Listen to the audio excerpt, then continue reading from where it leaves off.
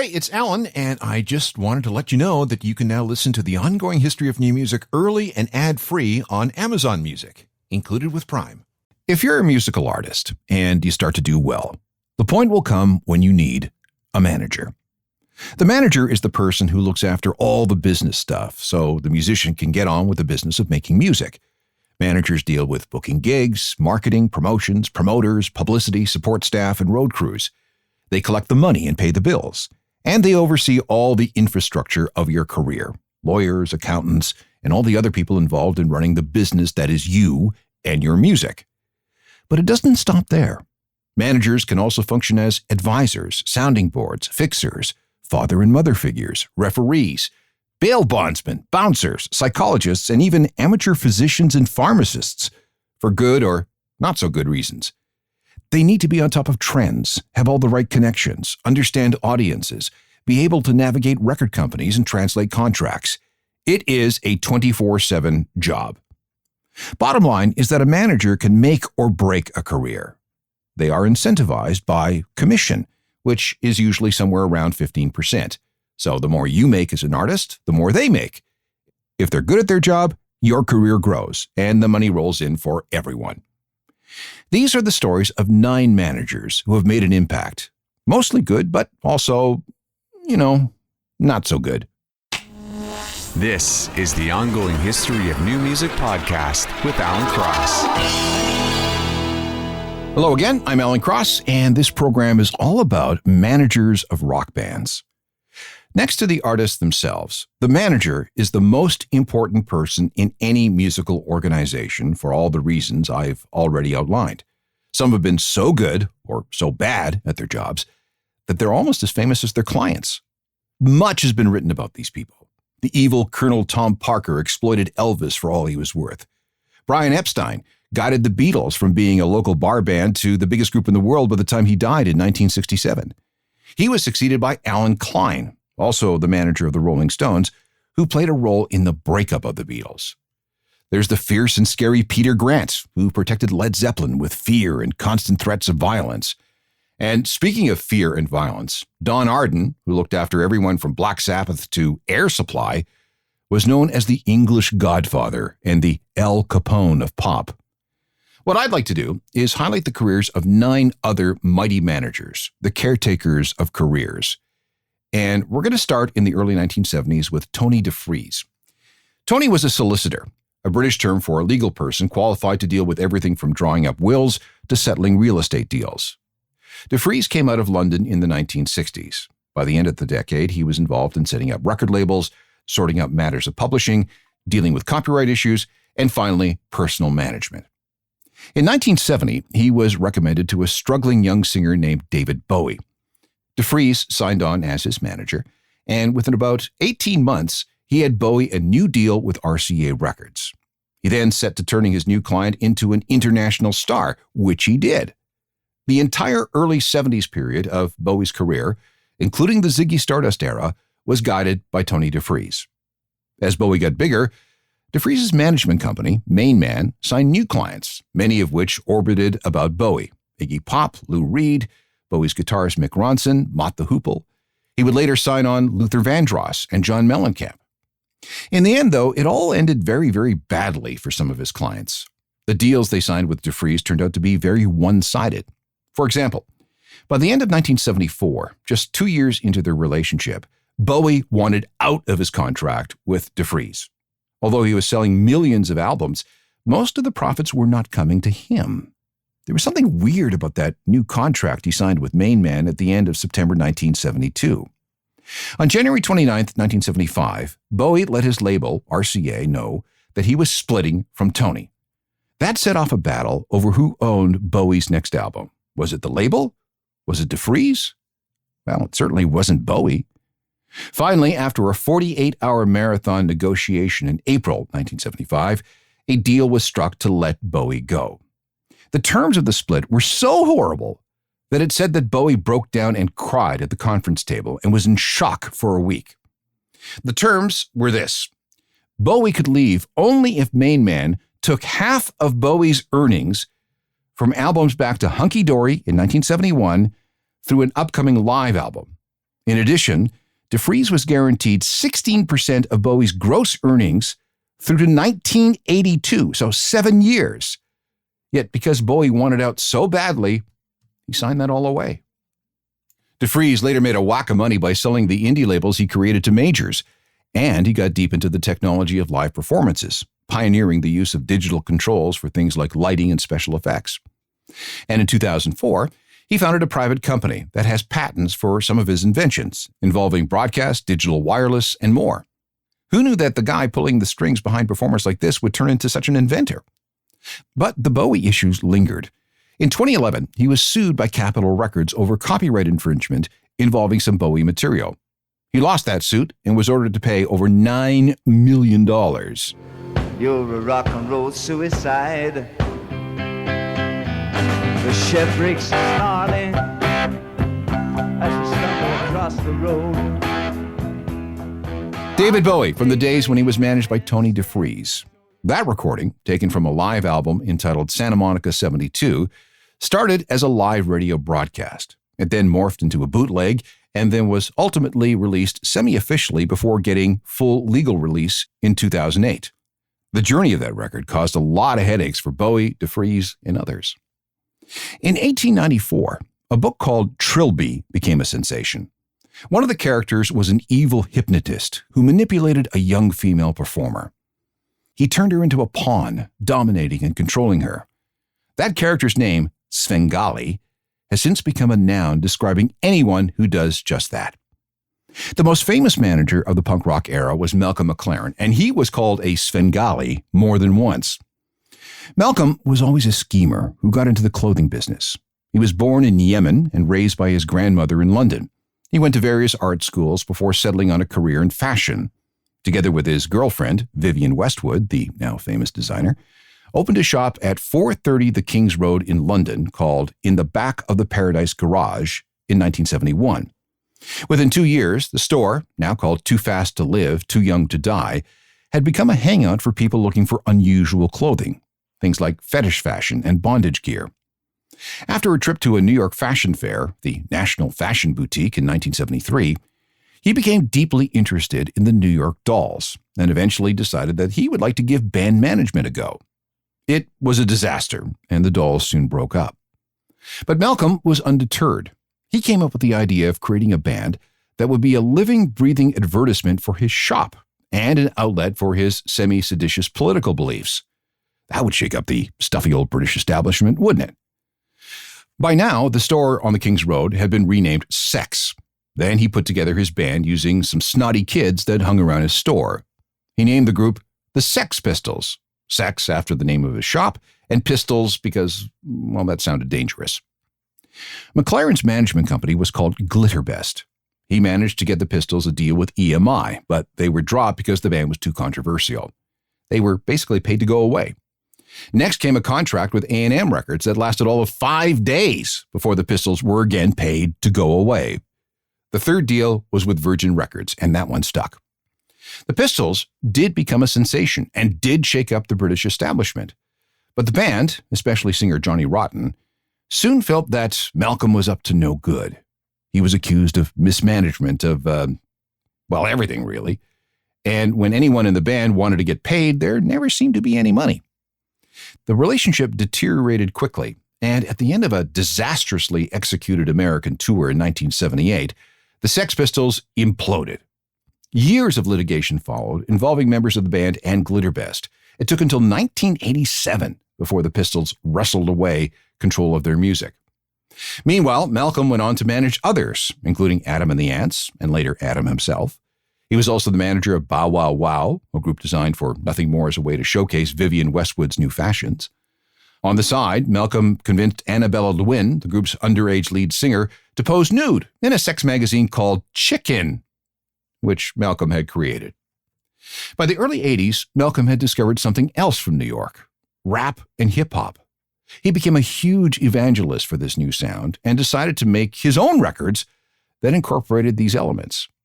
In 1983, he featured a record called Duck Rock that featured the world's famous Supreme Team, a DJ duo who helped introduce the idea of scratching. Duck rock was massively influential in all the right places, especially in the UK. What Malcolm had perpetrated with punk, he also perpetrated with hip-hop, but without all the messy legal stuff.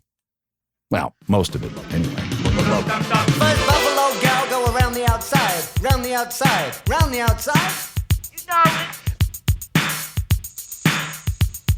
Two buffalo gals go around the outside, round the outside, round the outside. Malcolm McLaren with Buffalo Gals from his 1983 album Duck Rock. He would later go on to explore electronic music and club music with a series of singles and albums that did rather well, hitting the upper reaches of the dance charts. It was also around this time that he thought he could do great if he could just find a band that incorporated hip-hop and funk influences with a punk rock attitude. He approached this new band from LA called the Red Hot Chili Peppers, but they thought he stunk. They did not trust him, so no deal. Malcolm went on to work on TV ads for British Airways. Together with Greek composer Yanni, he arranged a piece called The Flower Duet, which was cribbed from a French opera named Lakme for the airline. And it became famous, and I know you've heard it. Remember the world's favorite airline campaign?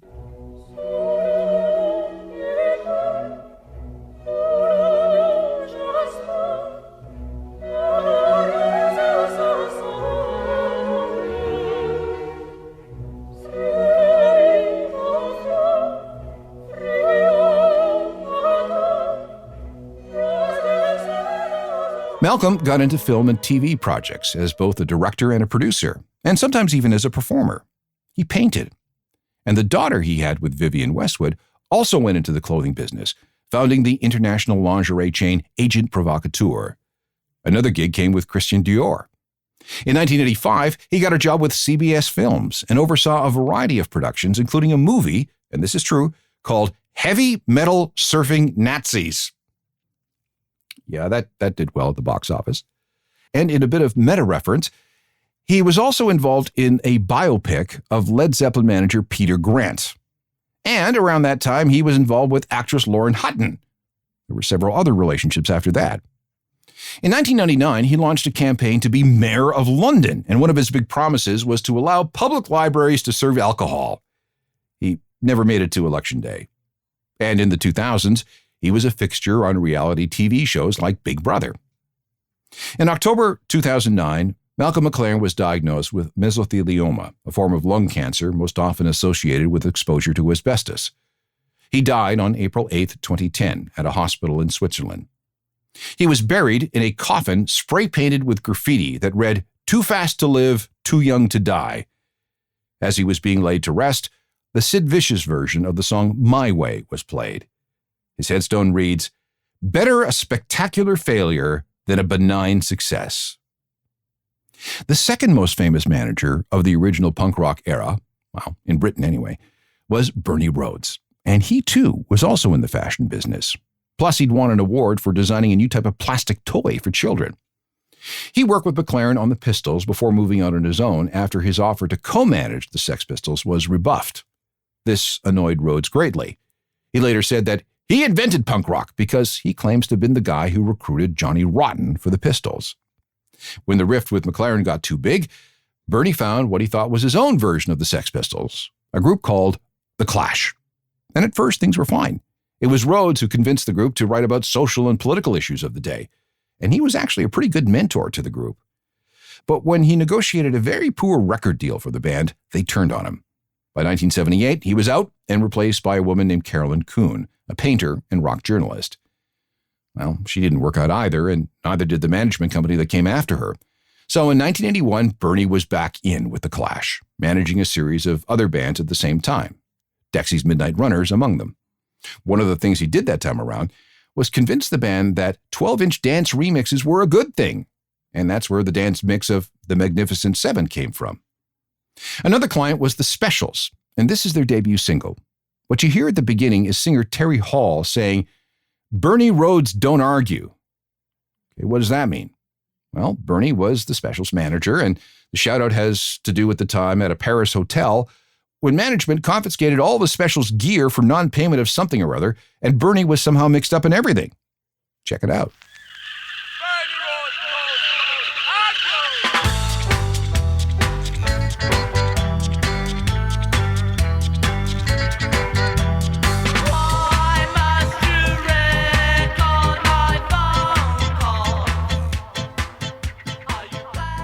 Specials and Gangsters from 1979, complete with a little shout out to their manager, Bernie Rhodes, right at the beginning. One more bit of trivia about Bernie. He's referenced in the Clash song Rock the Casbah. There's a line that doesn't seem to make much sense. Joe Strummer sings, "Now the king told his boogeyman, you have to let that raga drop." Now, what the hell is that all about? Well, this is Joe referencing the song Sean Flynn, an 8-minute song that the record company insisted on dropping from the Combat Rock album. And Bernie was the one who agreed that the song should be dropped. There's how you can interpret that line. At last word, Rhodes was living in the U.S., occasionally dabbling in music and fashion, and running a website called cancerclash.com that he set up after he himself was diagnosed in 2016.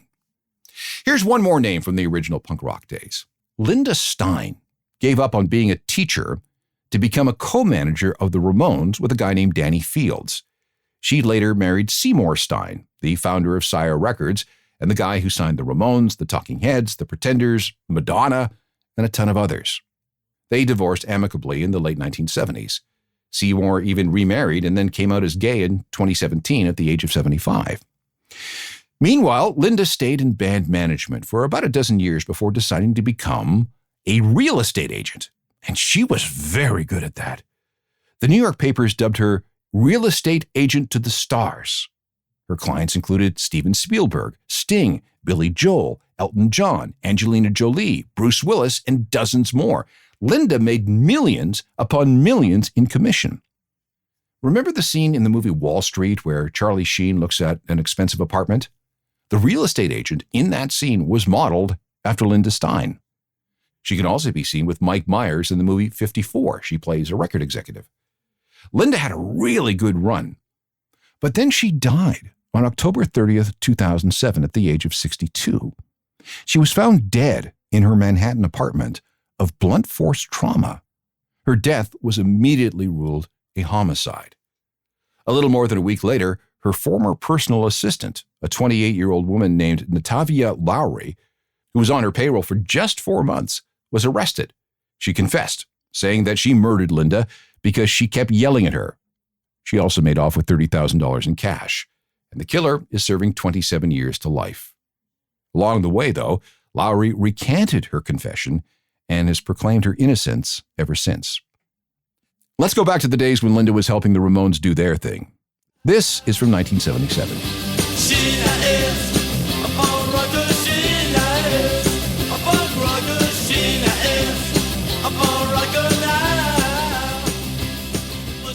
The Ramones, from the days when they were managed by the late Linda Stein. Coming up, more famous and infamous managers, including the guy I think is one of the smartest music businessmen in the world. This is an episode all about famous, and in some cases, infamous band managers, the people who are supposed to take care of the business end of things so their clients can focus on the music.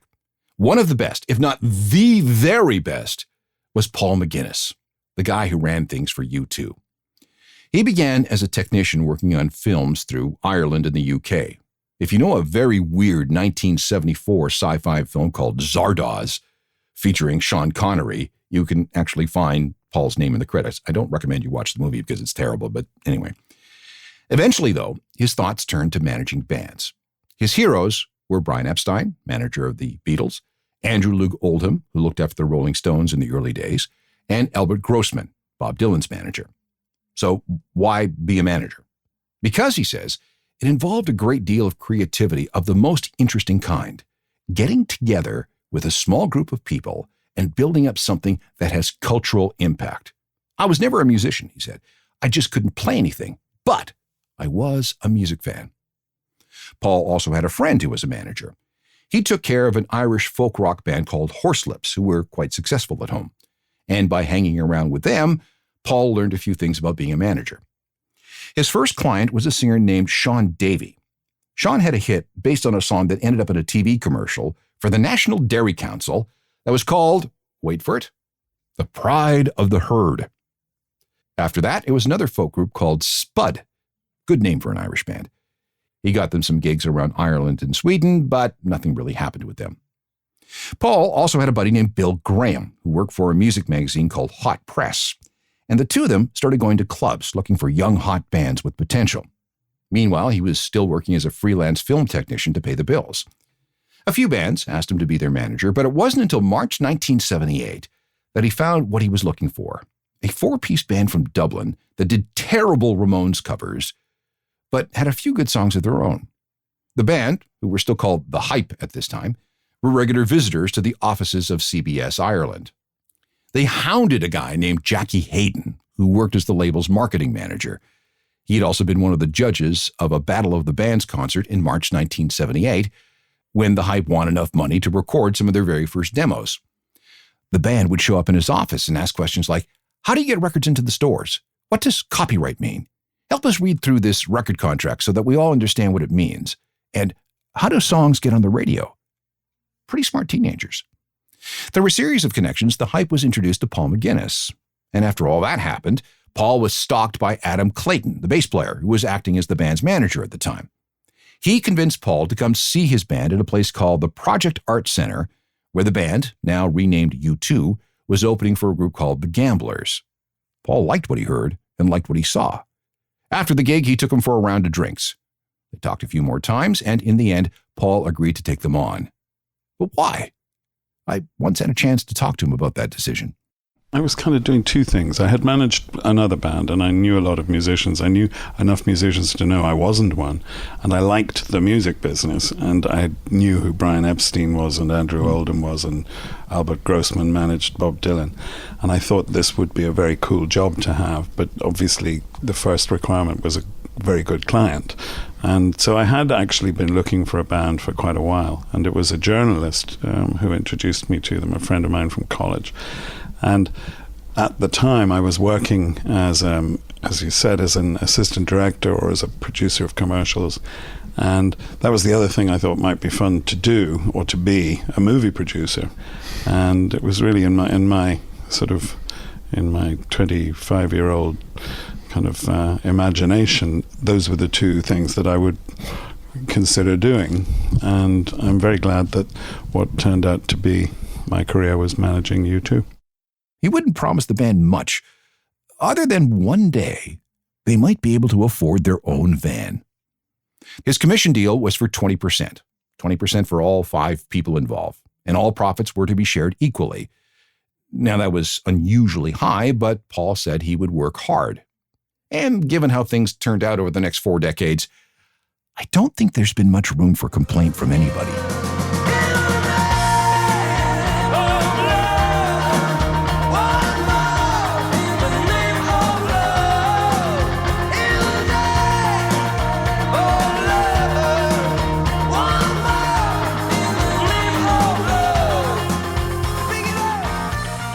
U2, when their career was directed by a company called Principal Management, headed up by Paul McGuinness.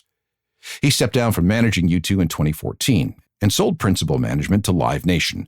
He spent most of the last decade or so working in TV. Another guy who was active around the same time Paul McGuinness was signing U2 was Rob Gretton. Back in 1977, he was part of a very new, very tiny punk rock scene in Manchester when he wasn't working as a baggage handler at Manchester Airport. He was also a DJ at a club called Rafters that was playing a lot of soul and reggae. Now, you got to remember that there weren't a lot of punk records around back then, but he was peripherally involved in the careers of 2, let's call them pre-punk bands, Slaughter and the Dogs and The Panic. He then went to see a new band, formerly called Warsaw. They were performing at about 2 a.m. as part of a talent showcase. They were now trading under the name Joy Division, and all it took was a 20-minute set and Rob was all in. He began a campaign demanding that he be their manager. And he got the job. And he ended up working at Factory Records, the very cool new indie label. Joy Division signed with them, and thanks to Rob, so did a bunch of others, including Happy Mondays and OMD. But Joy Division was Rob's main focus. He was with them through their 2 albums and the suicide of singer Ian Curtis in May 1980. When Joy Division was reborn as New Order, he was their manager too. And he would do everything from help the band sort out song titles to even sing backup on some of their recordings. Rob was also super enthusiastic about dance music, especially the kind that was coming out of America in the early 1980s. He directed New Order's attention in that direction, and that had a profound effect on their sound. Rob was also one of the people who came up with the idea for New Order to open their own nightclub in Manchester. And the result was the Hacienda, built in a former yacht showroom, that became the focal point of the Manchester music scene and a big part of DJ culture that swept the country in the 1980s. But from the moment it opened in 1982, it was a money pit, a complete and utter financial disaster, and cost New Order millions of pounds. Rob continued to work with New Order through the 1990s, a relationship that stretched 20 years. He was also part of other projects associated with the Manchester scene and was regarded by most as kind and generous. But then he died on May 15th, 1999, at the age of 46. It was a heart attack. Let me play you this. In 1988, Rob bet New Order £1,000 that this song would go top 10 in the UK. Unfortunately, it peaked at number 11.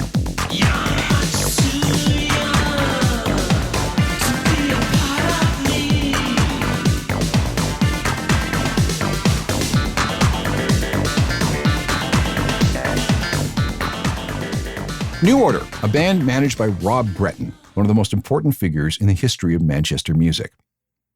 Susan Silver may be the most important woman of the grunge era that you've never heard about. She started managing bands in the Seattle area back in 1983, soon after she began to run the door at an all-ages club called the Metropolis. She later helped choose what bands to book. This happened while she was majoring in Chinese at the University of Washington. Soon, she was managing a pre-grunge band called the U-Men, as well as the Screaming Trees. That led her to a new group called Soundgarden in 1985. By 1986, she was managing them too. Why? Because she had this starry-eyed idea of helping bands reach their dreams. Susan had another job too. She was the manager of a Seattle shoe store that would later become famous as the place where all the grunge bands came to buy their Doc Martens. Susan also knew a guy named Kelly Curtis. Now, Kelly was co-managing another group called Alice in Chains. When Kelly became distracted by the growing popularity of his other band, Mother Love Bone, Susan took over much of the day-to-day for that band. It was also she who got Alice in Chains their record deal. Soon after that, Kelly got all tied up in running the life of another band called Pearl Jam, which meant that he had no more time for Alice in Chains. And that's when Susan became their only manager. She was also friends with just about every act in Seattle back then. When Nirvana needed advice on a record contract, they went to Susan. She had a chance to manage them too, but she turned them down. Okay, wait, back up. Another one of Susan's bands, like I said, was Soundgarden. She ended up being their manager in 1986, about a year after she started dating Chris Cornell. They got married in 1990. At first, things went great with the band, mainly because they seemed to keep their personal and private lives separate. Many Soundgarden fans had no idea that the singer was married to the manager. Susan survived the breakup of Soundgarden in 1997 and retired from working with them formally in 1998, shutting down her company, Silver Management. It was nice for a while. She worked with Chris's solo career, had a daughter with him named Lillian Jean, but then it all went wrong. In 2003, Chris and Susan were divorced, and the lawsuit started. Chris sued for $1 million in damages, saying that as Soundgarden's manager, Susan diverted money owed to him to other members of the band. There was also the matter of custody of the guitars. The suit also alleged that Susan wouldn't give Chris back his guitars, his demos, his journals, his notes, and his 2 Grammy Award statues. The suit also asked that she be barred from representing Soundgarden forevermore, thanks to irreconcilable conflicts of interest. So this explains why it took so long for a Soundgarden reunion to sort itself out. I think she still co-owns the famous Crocodile Club in Seattle. She's also involved with Alice in Chains because she says, they're like brothers to me. We have gone through the greatest experiences in life and the worst experiences in life.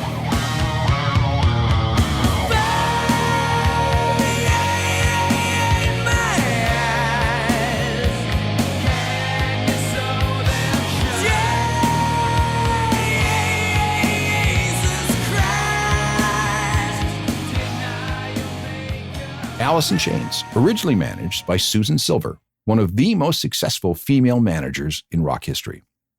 2 more managers on this list, and next up is the guy who keeps the Foos fighting. If the Harvard Business School ever wants to do a case study on management practices in the music industry, I think they should start with Silva Artist Management. This is the company that looks after the care and feeding of the monster that is the Foo Fighters. Silva Artist Management is run by John Silva. Dave Grohl first ran into him during the second half of 1990 when Nirvana was looking for a manager.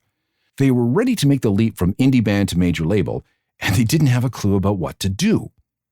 Nirvana met with several different prospects. Danny Goldberg, the head of Gold Mountain Entertainment, really wanted the band.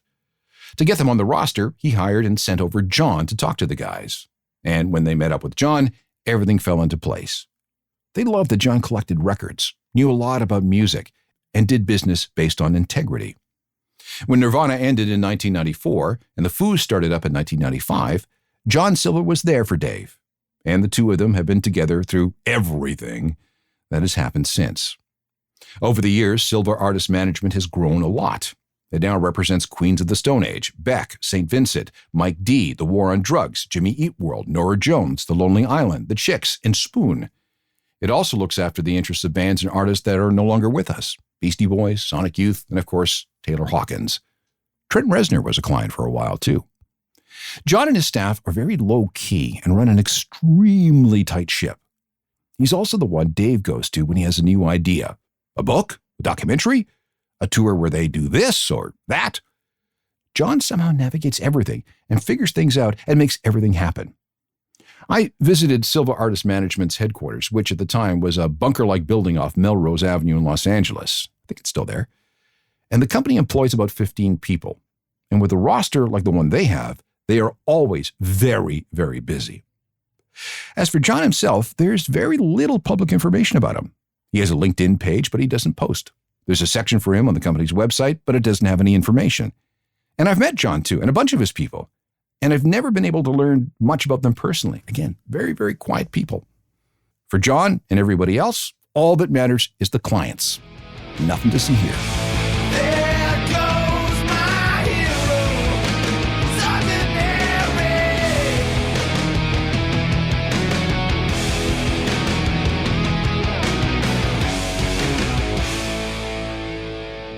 There are two more managers I'd like to mention, and they work together, Cliff Bernstein and Peter Mensch. They are the founders of a company called Q Prime. Cliff started out in the music business in the A&R department for Mercury Records in the 1970s. Among the bands he signed was a Canadian power trio named Rush. In 1982, he and another manager named Peter Mensch, a former college radio DJ, who had been fired from his job at another management agency where he looked after Aerosmith, founded Q Prime. Their first and only client was Def Leppard. But given that Def Leppard was at the peak of their popularity, they weren't Q Prime's only client for long. The company specialized in heavy rock, and over the years they looked after the careers of AC/DC, Scorpions, Screaming Trees, Queensryche, the Smashing Pumpkins, Veruca Salt, and Hole. They worked with the Rolling Stones on their comeback Steel Wheels tour in 1989. They managed Led Zeppelin for their one-off reunion show in 2007 and managed Jimmy Page on his own for a while. They took care of Shania Twain for part of her career. And they even took an opera singer named Renee Fleming in 2010 when she did a covers album featuring material by Muse, Arcade Fire, and Tears for Fears. The company's current roster includes the Chili Peppers, Muse, Snow Patrol, Foals, Silver Sun Pickups, the Black Keys, The Last Dinner Party, Disturbed, Keanu Reeves' band Dogstar, 3 Days Grace, and of course their biggest client, Metallica. They joined Cliff and Peter at Q Prime in 1984. If you add up all the records Cliff and Peter have helped their artists sell over the years, we're talking a number in the hundreds of millions. They don't do a lot of interviews. They don't pose for photos and aren't seen partying anywhere and generally stay away from making any headlines. Here's another current Q Prime client, Cage the Elephant. He said there ain't no rest for the wicked. Money don't grow on trees. I got bills to pay, I got mouths to feed. There ain't nothing in this world for free. I know I can't slow down, I can't hold back, though you know I wish I could. Oh, no, there ain't. If you're interested in the world of band management and want to go deeper, there are others you can investigate. Sharon Osbourne, Ozzy's wife, is the daughter of Don Arden, one of the old school managers I mentioned right at the beginning. Her clients have included everyone from Motorhead to the Smashing Pumpkins, although her time with the Pumpkins didn't really work out so well. John Reid looked after both Elton John and Queen, which must have been a handful. Andrew Loog Oldham, another interesting character. He was the Stones' first manager and helped shape their early sound. Irving Azoff was essential to the Eagles' career, and Kit Lambert and Chris Stamp were instrumental in building The Who into the band that they became. Managers make it happen for acts. Get a good one, and you'll be a lot further ahead when it comes to making it big. If you want more ongoing history, there are hundreds of podcasts available. You can get them anywhere that offers podcast downloads. They're all free. We can meet up on any of the social media platforms, but the best place to find me on a regular basis is through my website, ajournalofmusicalthings.com. And here's a hint. Get the free daily newsletter so you never fall behind on what's happening in music. There's also my other podcast, Uncharted, Crime and Mayhem in the Music Industry. It's just like it sounds, the intersection of true crime and music. Send me email, too. I like that. I'm at alan@alancross.ca. Technical production for all this is by Rob Johnston. Talk to you next time. I'm Alan Cross.